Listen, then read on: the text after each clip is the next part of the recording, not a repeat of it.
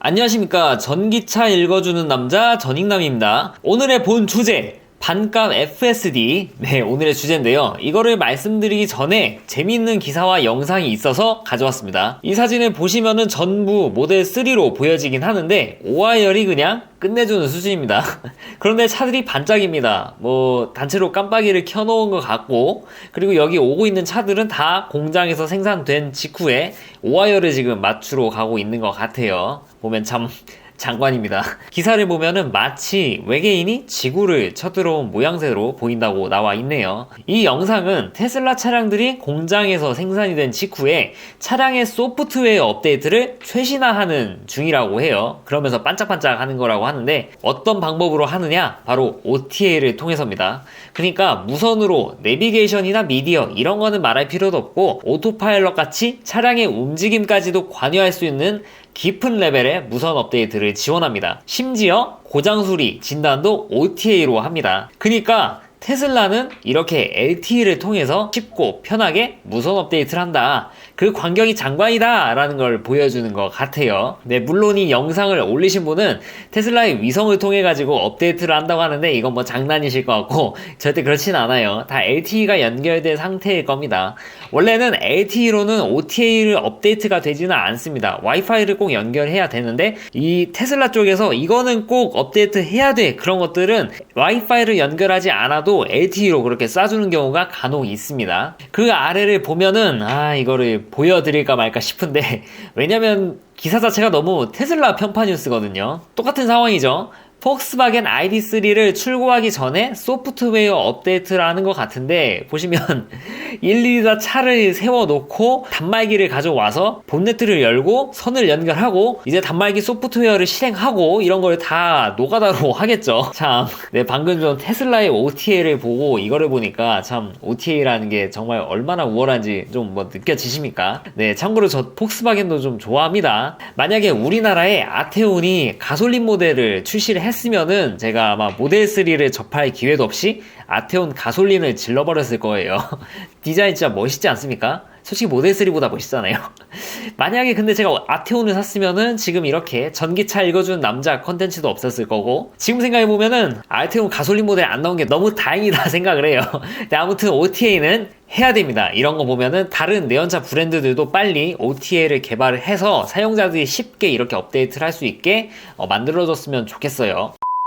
이제 본 주제입니다. 본 주제라기보다 두 번째 주제라고 하는 게 낫겠네요. 바로 반값 FSD, 일명 EAP 옵션을 유럽과 중국에 내놨다라는 뉴스입니다. EAP, 이거 작년에 미국에 한시적으로 팔았다가 없앴던 그 옵션인데, 이거를 이제 유럽과 중국에 내놨네요. 먼저 앞서서 FSD, EAP, 오토파일럿 이 세 가지 구분부터 해드릴게요. 이거 자동차 전문 유튜버 분들도 혼동하실 정도예요. 테슬라 오너 정도 돼야 좀 이게 뭔가 구분이 되는 정도예요. 이거는 그 정도니까 일반인 분들은 얼마나 많이 혼동되시겠습니까? 일단 먼저 오토파일럿 먼저. 오토파일럿은 그냥 현재 기준으로 모든 테슬라 차량의 기본 탑재입니다. 돈 안 써도 되는 겁니다. 이 오토파일럿은 오토스티어하고 스마트 크루즈가 혼합된 짬뽕이라고 보시면 됩니다. 스마트 크루즈만 단독으로 쓸 수도 있어요. 엄청 편합니다. 그러니까 테슬라 차량의 가치를 돋보이게 해주는, 그러니까 테슬라 차를 사면서 아무 옵션을 안 넣어도 이 핵심인 오토파일럿은 공짜로 쓸 수가 있습니다. 그리고 인핸스드 오토파일럿, 줄여가지고 EAP입니다.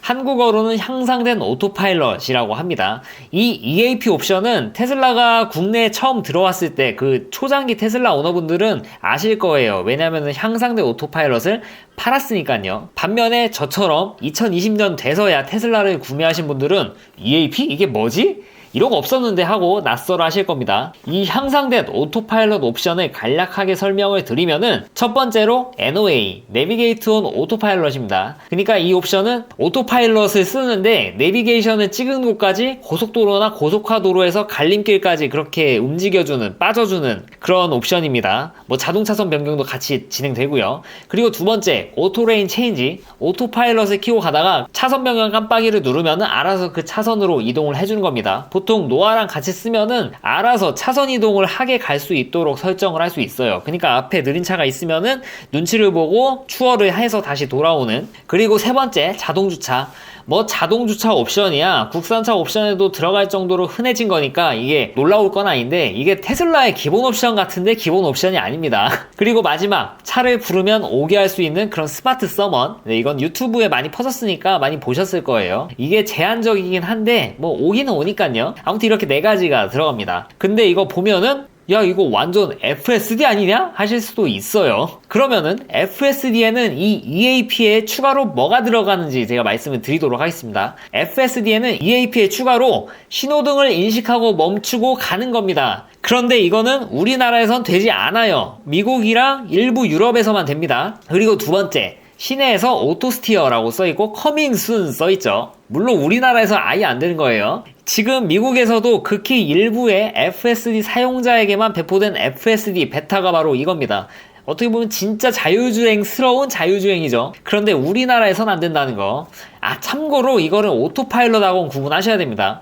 오토파일럿은 시내에서도 심지어 시골길에서도 차가 라인을 인식하면, 아니면은 뭐 라인이 없어도 라인 같다고 이노바가 인식을 하면은 오토파일럿은 쓸 수 있는 거예요. 결국 우리나라에서는 FSD를 산 사람도 이 EAP 향상된 오토파일럿을 산 사람과 지금 똑같다고 보시면 됩니다. 과연 우리나라에서 언제쯤 신호등을 인식하고 멈추고 할지, 참, 결국 지금 우리나라 기준으로 FSD는 900만원인데 거금을 주고 추가하신 분들은 미래를 보고 사셨지, 900만원의 값어치를 한다고 생각해서 구매하신 분들은 정말 극소수일 겁니다. 뭐 미국 같은 경우에는 FSD, 그것도 뭐 베타고 소수의 사용자에게만 뿌려졌지만 그래도 미국에서는 잘 돌아가고 있는 게 보여지고 있으니까 와, 저건 살만하다, 가치가 있다 라고 보여집니다만, 하지만 우리나라에서는 지금까지는, 현재까지는 EAP랑 FSD가 똑같습니다.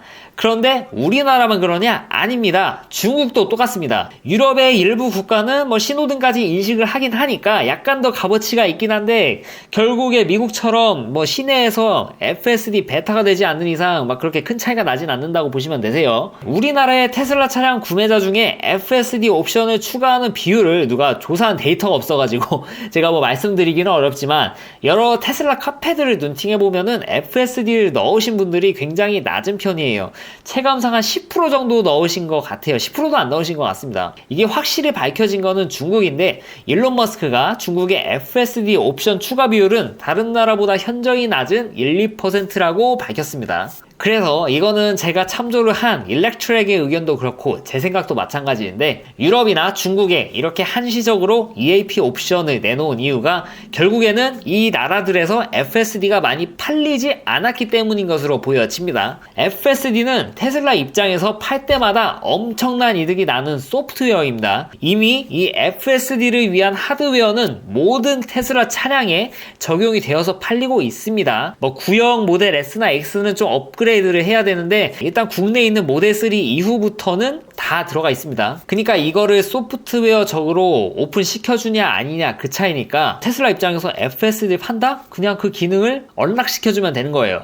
근데 그게 미국 기준으로 1만 달러, 우리나라 기준으로 900만원 정도 합니다. 유럽이나 중국도 비슷한 가격대를 형성하고 있습니다. 근데 이게 앞서 말씀드린 것처럼 미국처럼 이 나라들에서 베타 FSD를 돌리고 있는 환경도 아니고, 그래봐야 뭐 노아랑 서먼이랑 자동차선 변경 이 정도 쓸 건데, 그 정도까지 하는데 거의 1000만원을 태우는 거는 아무래도 가성비가 떨어진다라고들 생각해서 이걸 안 사다 보니까, 테슬라 쪽에서는 생각한 것보다 프로핏 마진이 좀 줄어들겠죠. FSD가 진짜 이걸 팔면 팔수록 진짜 개이득인데. 그래서 결국 FSD의 반값인 EAP, 그러니까 향상된 오토파일럿 옵션을 한시적으로 추가해서, 야, 우리 FSD의 거의 대부분의 기능을 이렇게 패키지로 묶어가지고 팔 건데 너네 살래? 이 정도면은 살만하지 않냐? 하는 것 같아요. EAP를 산 다음에 쓰다가 나중에는 진짜 지금 미국의 FSD 베타처럼 시내에서도 자율주행이 된다? 그러면 이제 그때 돼서 EAP를 FSD로 업그레이드하면 됩니다. EAP를 파는 곳에서는 FSD로 업그레이드가 전부 다 가능합니다. 물론 비용은 거의 EAP와 FSD 가격의 차이만큼 그래요. 물론 가끔 할인도 합니다, 이게. 그래서 EAP 사는 게 좀 이득일 수도 있어요. 그러면은 우리나라는 어떨까요? 우리나라 같은 경우는 당연히 FSD 구매 비율이 미국보다는 당연히 낮을 겁니다. 따라서 테슬라 입장에서 이 한국 시장에서 조금이라도 수익을 좀 더 창출하고 싶다라고 하면 이 EAP 옵션을 유럽과 중국처럼 한시적으로 내놓을 가능성이 없진 않다고 보여집니다. 우리나라에 EAP가 출시가 되면은 한 450만 원 정도 할 건데, 저 같으면은 고민을 좀 하다가 결국 에이씨 하고 업데이트 할 것 같기도 합니다. 이상 이렇게 테슬라의 반값 FSD인 EAP에 대한 소식을 가져와서 전달을 드렸습니다. 앞으로도 유익한 주제를 가지고 여러분들을 찾아뵐 테니까 좋아요와 구독 부탁드립니다. 시청해주셔서 감사합니다.